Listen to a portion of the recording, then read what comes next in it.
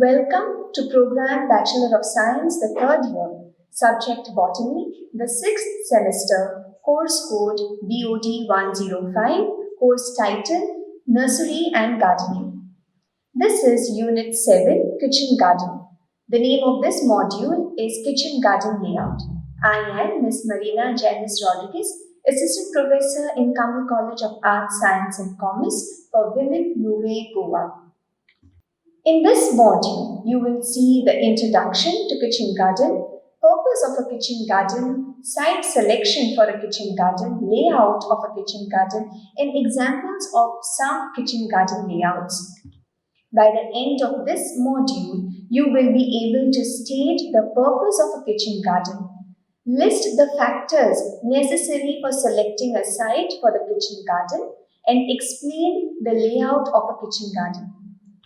Kitchen garden is the art of growing vegetables on a small piece of land in a planned way. Usually, in our homes, we have limited area to establish a kitchen garden. So, making the best use of this limited area for growing a variety of vegetables is an art. Kitchen garden is usually established in the vicinity of a residential house, and it is established or it is set up to meet the needs of the family with fresh produce all the year round on a regular basis. Purpose of a kitchen garden: 1. To supply fresh fruits and vegetables which are high in nutrition and, most importantly, free from toxic chemicals. The second purpose is proper utilization of land in the vicinity of the house. The third, utilization of the kitchen water and waste, especially the kitchen waste, the wet waste as we so call, to produce compost, which can then be used in the kitchen garden itself to produce fresh vegetables.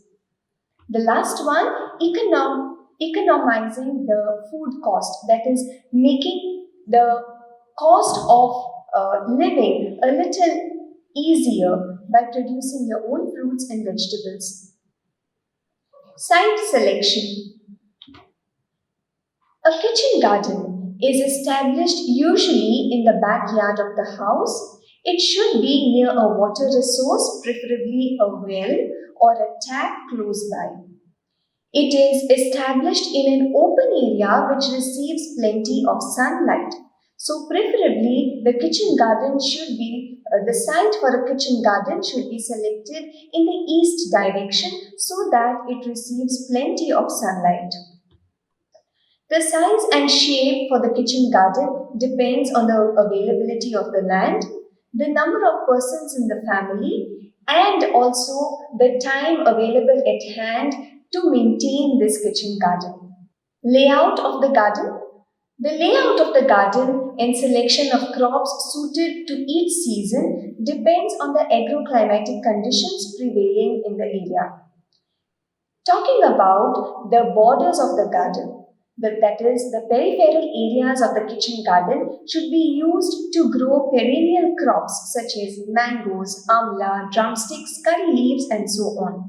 Now, these are usually big trees, so they should be grown in the peripheral areas to avoid shading and also interfering with the seasonal garden operations.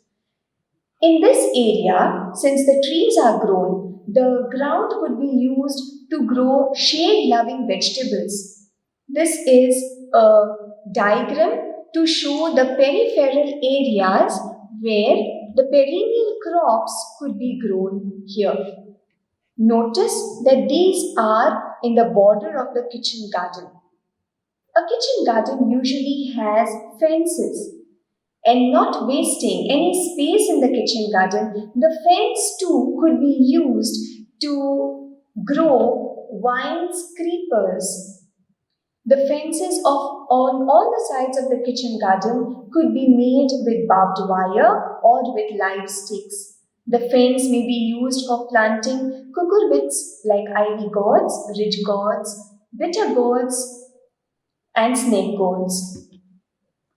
These fences could be made strong by planting Sesbania grandiflora at about 1 meter distance along the fence.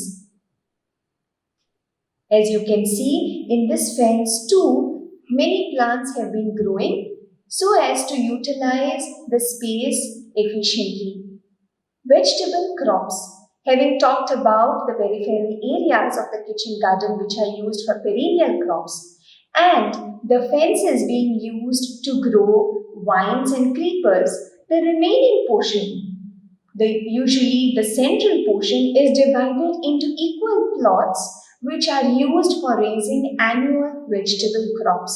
These plots can be divided into 1 to 1.5 meters in breadth and at a conventional length. The ridges which separate these individual plots can be still utilized to grow root and tuber crops. A picture shows of the vegetable crops wherein the space is equally divided. The walking path too can be used. The walking path is provided at the center as well as along the four sides. This path can be made attractive by planting red and green amaranth or indeterminate tomatoes on either side. Compost pit.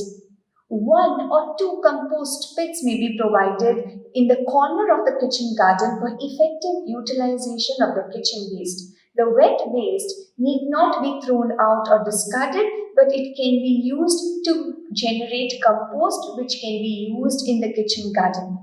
Having said that the kitchen garden is established in a limited space, still this limited space can be used to provide a variety of vegetables by following scientific crop rotation methods, and at least 2 annual crops can be grown in the same plot. Companion cropping or intercropping and mixed cropping can be followed for effective utilization of the space. This is an example of the layout of a kitchen garden. As spoken before, the fruit trees and the perennial trees are placed in the periphery of the garden. The compost pit also is placed in one corner. The creepers, as you can see, are supposed to be grown on the borders or on the fences. Rest of the plots are utilized to grow vegetables. A certain space in this layout is kept for root crops. Nursery space is also provided to grow seedlings and pots. Rest of the space is utilized for vegetable plots. Vegetable plot 1 could be used for brinjals, chilies. Vegetable plot 2 could be used for spinach, cluster beans, amaranthus. Vegetable plot 3 could be used for fenugreek, that is methi, ladyfingers and cabbage. In this way, a rectangular plot could be divided to grow a variety of vegetables. Here is an example of yet another plot divided into different sections. Again, the fruit trees and the perennial vegetable crops or even creepers are placed in the peripheral areas. The borders again are used to grow vines and creepers, especially cucurbits and legumes. Remaining central portion is utilized to divide it into various vegetable plots which can be used to grow brinjals, chilies, spinach, cluster beans, amaranthus, methi, ladyfingers and cabbage. The remaining area, the brown areas that you see here, can be used as a walking path, or that too can be divided and utilized to grow root vegetables. Since fresh vegetables are directly used from the kitchen garden for the benefit of the family, care has to be taken that clean cultivation methods are followed. Also, very importantly, biopesticides or biofungicides should be used for the pest and disease control of a kitchen garden rather than chemical methods. In a kitchen garden, preference should be given to long duration and steady yielding varieties rather than high yielding ones which require constant care. These are my references. Thank you.